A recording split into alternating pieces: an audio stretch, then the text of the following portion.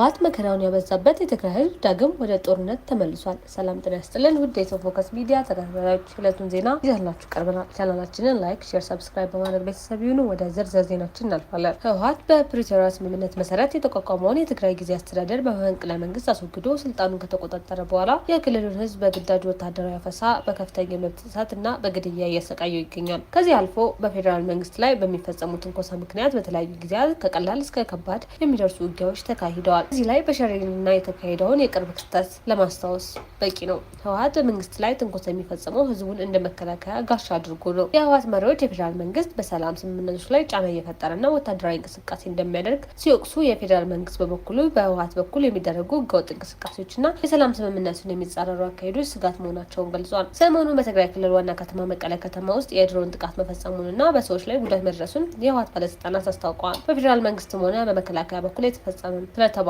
ጥቃት እውነት ስለመሆኑ የተሰጠ መግለጫ የለም። ጥቃቱ ስለመፈጸሙ ህወሓት የሚቆጣጠረው ኮሚኒኬሽን ቢሮ መግለጫ ያወጣ ሲሆን የህወሓት መሪዎችም ለኤኤፍፒ ዜና ወኪል አረጋግጠዋል። አማኑኤል አሰፋ ለፈረንሳይ ዜና ወኪል ኤኤፍፒ እንደተናገሩት በመቀለ ከተማ ውስጥ ሐሙስ ጠዋት የድሮን ጥቃት ተፈጽሟል። የመኖሪያ አካባቢን ኢላማ በማድረግ በከተማ ውስጥ የድሮን ጥቃት ተፈጽሟል ያሉት አቶ አማኑኤል በጥቃቱ ስለደረሰው ጉዳት ግን ዝርዝር መረጃ እንደሌላቸው ገልጸዋል። እነሱ በሚቆጣጠሩት ክልል ውስጥ የድሮን ጥቃት ከተፈጸመ የጉዳቱን መጠን ለመግለጽ ምን ቸገራቸው የሚል ትችት እየቀረበባቸው ይገኛል። ቅድሚያ ለሰብአዊ መብት ኢትዮጵያ ሌላው በምርመራ ውጤቱ ያመለከተው የተጠናከረ የእርስ በርስ የጦርነት ፕሮፓጋንዳ መኖሩን ነው። ከፌዴራል መንግስትና ከትግራይ ክልል ባለስልጣናት ጋር ግንኙነት ያላቸው ሲል በስም ያልጠቀሳቸው መገናኛ ብዙኃን ከግጭት ጋር የተያያዙ ንግግሮችን፣ የጥላቻ ምልክቶችንና ወታደራዊ ግጭት ነው የሚያበረታቱ ትረካዎችን እየተጠቀሙ መሆናቸውን እና ይህም አደገኛም ውጤት ያለው መሆኑን አሳስቧል። ቅድመ ጦርነት ወቅት የሚደረጉ የጦርነት ፕሮፓጋንዳ ዘመቻዎች አሉ ለማለት የሚያስደፍር ሁኔታ ነው ያለው። የመብት ተሟጋች ድርጅቱ እንዳለው ወደ ትግራይ በሚደረጉ መሰረታዊ እቃዎች ዝውውር ላይ ያሉ ገደቦች የሰብአዊ አያያዝ ሁኔታን እየጎዱ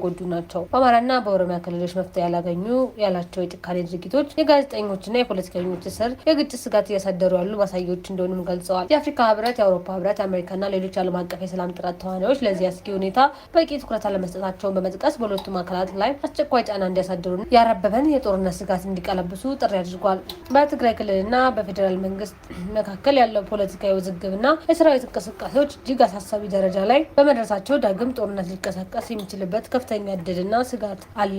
የፕሪቶሪያ የሰላም ስምምነት ሙሉ በሙሉ ባለመተግበሩ በትግራይ ውስጥ አስተዳደርና በድንበር አካባቢዎች የሚታዩ አለመግባባቶች ሁኔታውን ለግጭት ተገላጭ አድርገውታል። ለውጥረቱ ዋና ዋና ምክንያቶች የህወሓት ከልክ ያለፈ እብሪትና የስልጣን ጥማት፣ የስምምነት መዘግየት፣ የተፈናቀሉ ዜጎች ወደ ቀድሞ ቀያቸው አለመመለስና አወዛጋቢ የሆኑ ግዛቶችን በትግራይ እንዲካለሉ አለመደረጉ መሆኑ ታውቋል። በሌላ በኩል ደግሞ የፖለቲካ አለመግባባት በህወሓትና በፌዴራል መንግስት መካከል የሰፈነው አለመተማመን እንዲሁም የጊዜው አስተዳደር አወቃቀር ዙሪያ የተፈጠረው ሽኩቻ ለችግሩ እንደ ምክንያት ይጠቀሳል። የሰራዊት ንቅናቄና ትንኮሳ፣ በድንበር አካባቢዎች የሚታዩ የኃይል ማሰባሰብ ሂደቶችና የትልቁን ጦርነት ስጋት የሚያባብሱ ድንገተኛ ግጭቶች ወደ ላይ የለት ጦርነት ውስጥ እንዳያስገቡ ተሰግቷል። የአፍሪካ ህብረት፣ የተባበሩት መንግስታት ድርጅትና ዓለም አቀፉ ማህበረሰብ ሁኔታውን ወደ ከፋ ጦርነት እንዳያመራ ሁለቱም ወገኖች በሰላማዊ ውይይት እንዲፈቱ ጥሪያቸውን እያቀረቡ ይገኛሉ። የዕለቱ ዜና ይህን ይመስል ነበር። በሰላም ዋሉ።